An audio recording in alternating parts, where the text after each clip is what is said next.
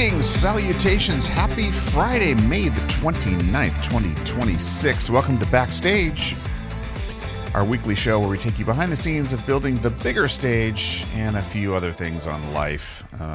And we begin usually with the trivia that you couldn't live without but didn't know it.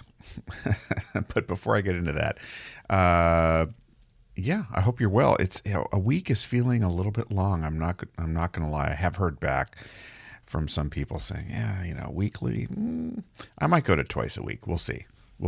But we'll get into that later. All right, let's get to that trivia that you didn't know you couldn't live without.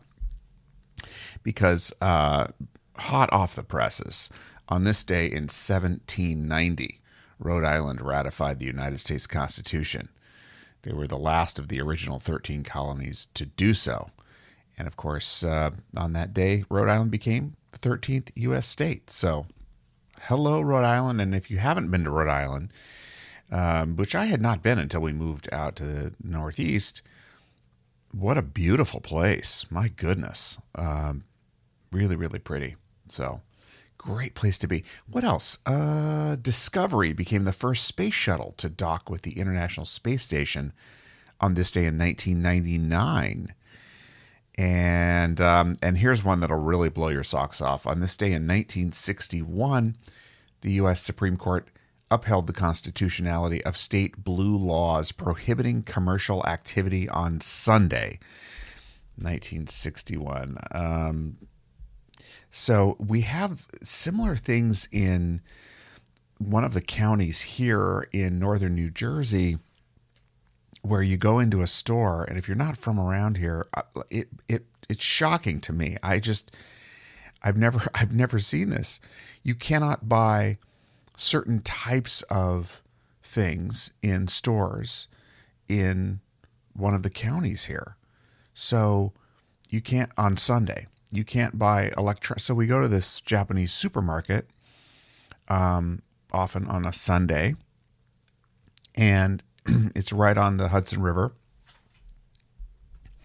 And it's but the whole section of like rice cookers and electronics, you can't buy them. You can buy other things. So it's not a complete commercial ban. I mean, you can buy other things, but there's whole sections of stores in the county that have items that you can't buy on that. You can buy other items in that store, but not certain items like electronics. I looked it up once. It's just insane. So in order to get certain products, you got to drive to a different county on a Sunday. It's madness. It's madness. And, some of these laws just kind of hang on forever and ever because I don't know. They don't want to change them. It's kind of like not being able to pour your own gas in Oregon, which hung on for a very, very long time. Still the case here in New Jersey, though. So you got to have an attendant do it. But anyway, it is what it is. All right. With that said, what's been going on? Well, a lot. I mean, God, this is what I mean.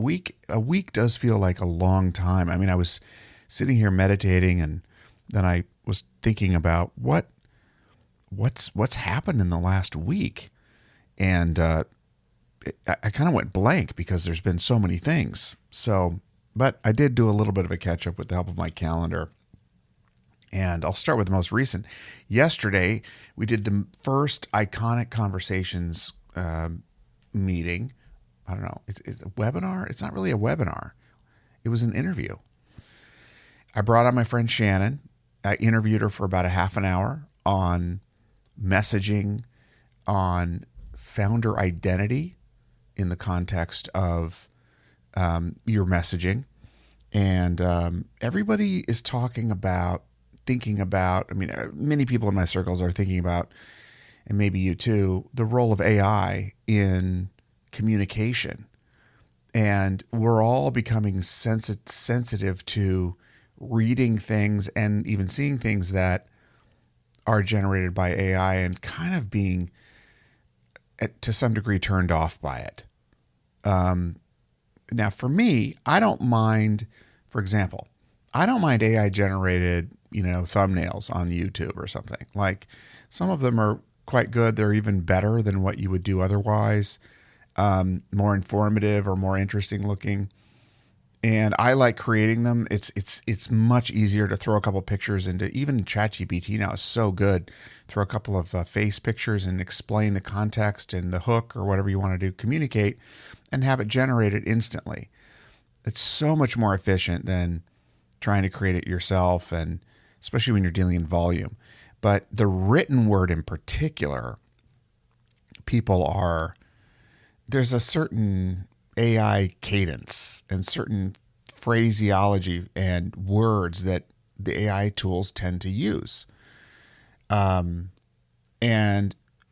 because because many people are using AI to generate posts, for example, on LinkedIn, you read one post from one person and it's like a song that has the same tune, but different words, but some of the words are the same, but the rhythm of it is the same because they all flow kind of similarly. And they have a hook, and then they go to a little bit of context about the hook, and then there's some shift statement or disruption statement. But it's not blah, blah, blah. It's this. But here's the truth, kind of that switch. And, look, I've used AI to generate many posts. I have a tool that I do like to use called Stanley that's better than anything else I've used as far as coming out sounding more, more like me. But it still has that similar cadence to the post. It's going off of this sort of formula. And so the other day I wrote a post just the old fashioned way. I didn't open AI. I didn't, is it a perfect post? By no means is it perfect, but it's 100% organic. And so I'm going to be A/B testing that a little bit. If not, for a couple of reasons. One, I think, when I say A/B testing, yes, I want to see is there a difference, a discernible difference in the reaction that I get from a post where I wrote it entirely myself versus writing a couple of paragraphs and sticking that in the tool and having it expand on it. And it does a good job of that, I have to say. But I don't know. I'm still struggling with that. And I don't know about you, if you're using social media for your business or even just for your personal life, but I'm really talking about business communication. I'm still on the fence about the use of tools to do the writing part of it.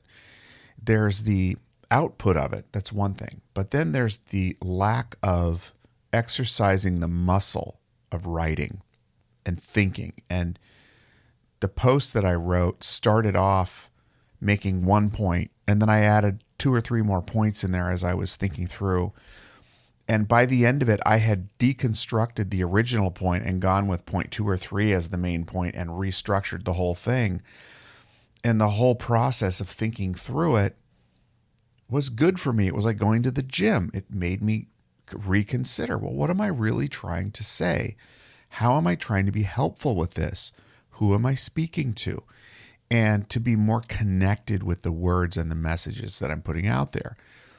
AI disconnects you from that. I mean, you can take a 2-word, even two sentences, I should say, 2 sentences, and put it into a really good AI tool, and it'll produce a very long post that maximizes the word count or character count.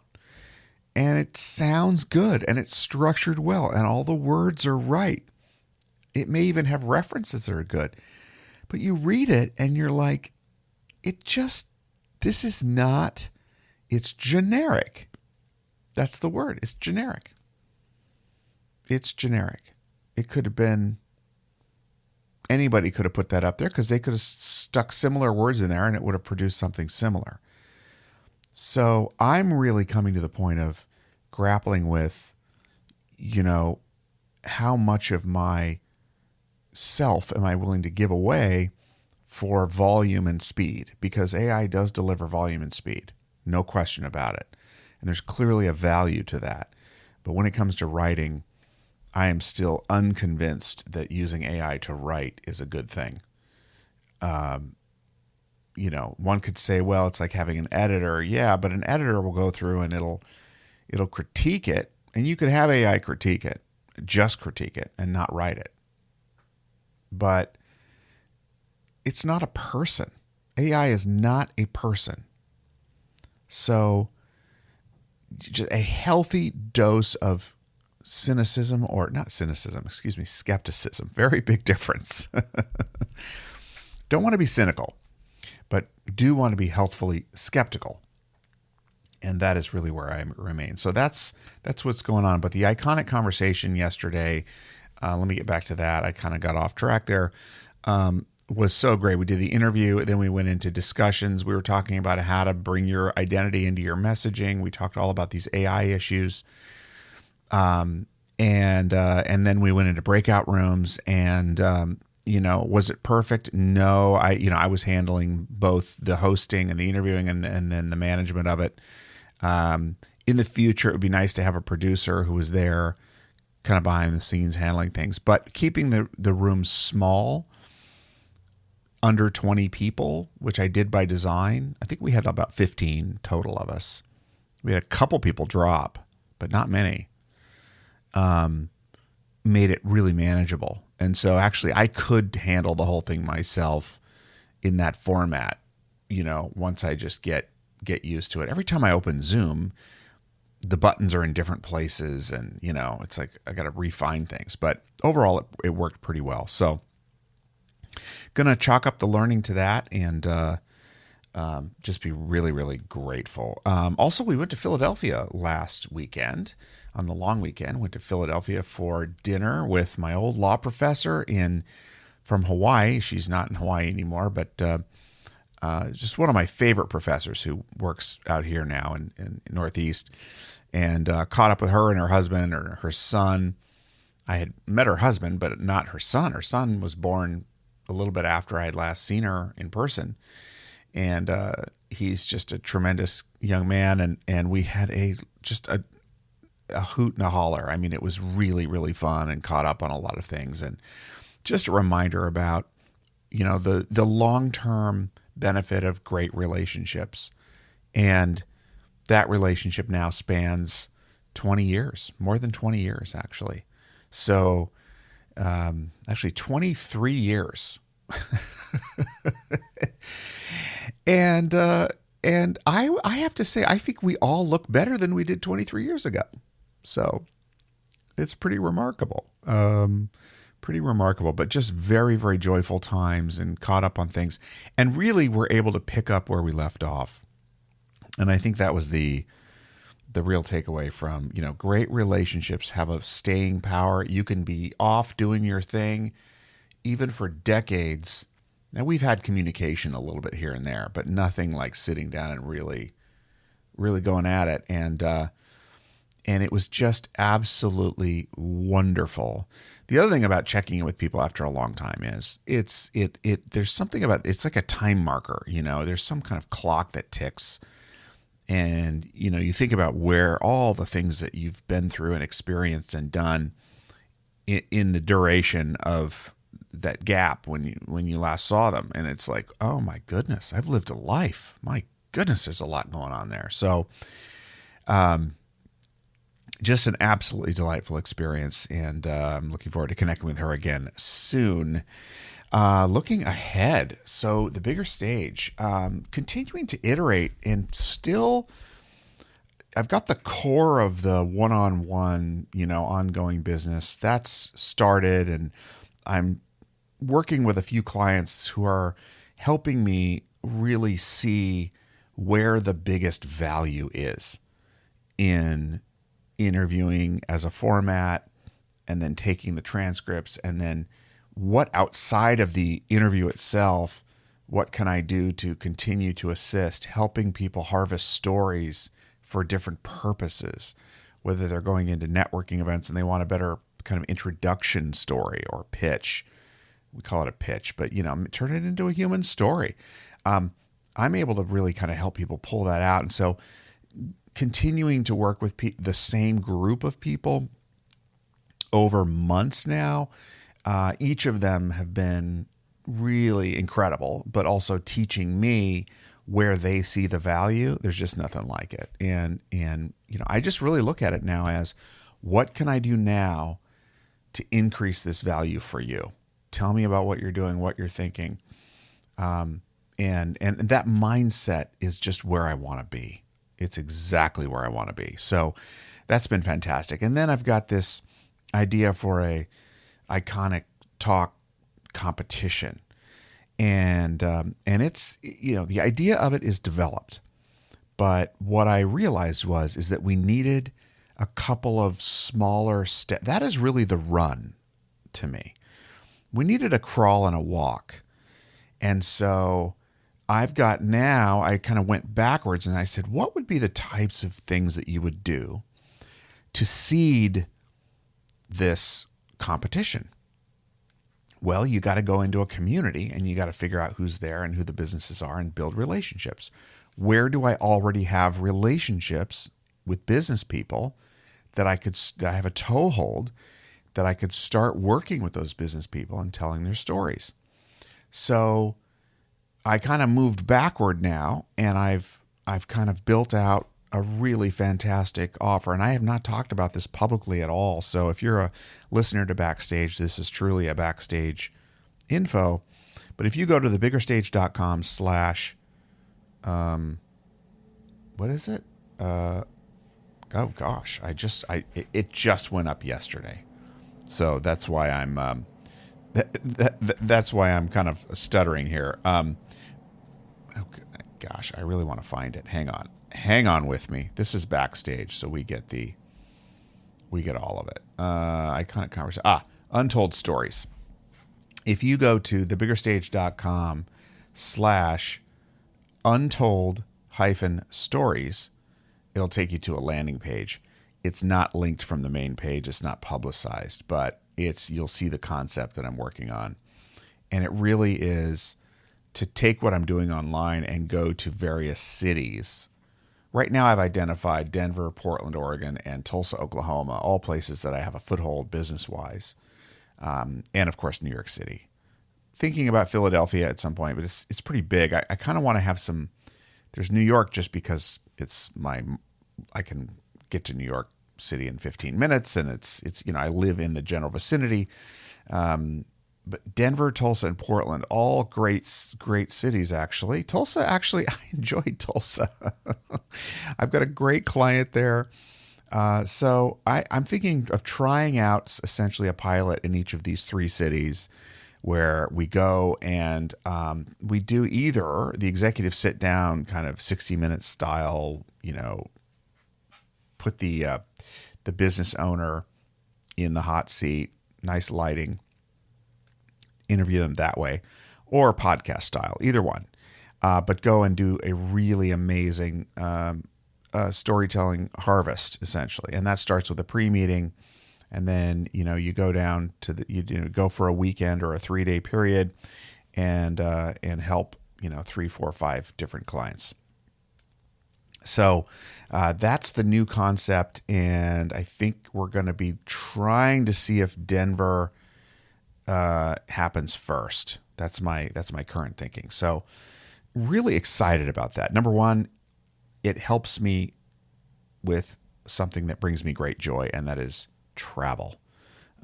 It gets me traveling the country and ultimately globally. I do want to do this globally too. But right now, travel the country, get the formula down, really get the sweet spot of value for the clients.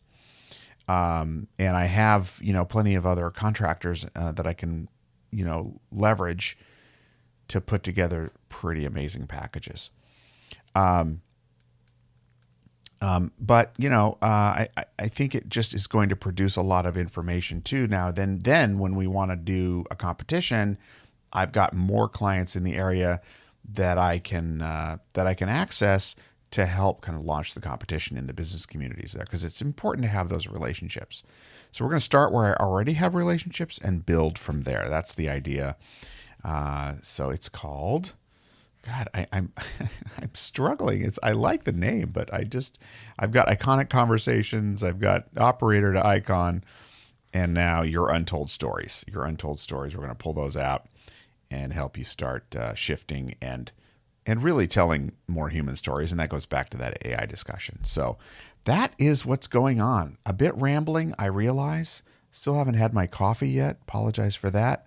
But that is the long and short of it. So I think the takeaway for me now is there's two of them. One is never stop working on an inspiring future, whatever that is. Just keep working on it. Leverage the people that you know to get more data, to figure out what's important to them. Lean into that. Never stop leaning into that. Always be looking to give value and help other people genuinely, and things will emerge, opportunities will emerge, and your clients will be happier. And number two is long-term relationships are the best. Even if you haven't talked in a long time, reconnect. It's such a treat, and gives you great perspective on your own life as well. So with that, I'm going to close out Backstage for today. Thank you so much for listening and checking in. Honestly, am I going to expand this to a couple days a week at some point? I might. We'll have to see. We'll give it a little bit of time. We'll figure it out this summer. All right. With that said, and as always, please be good to yourself and others. Share this with a friend if you think it would be helpful for them. And we will catch back with you, or check back with you next week, Friday. In the meantime, have a great weekend, everybody. Bye-bye for now.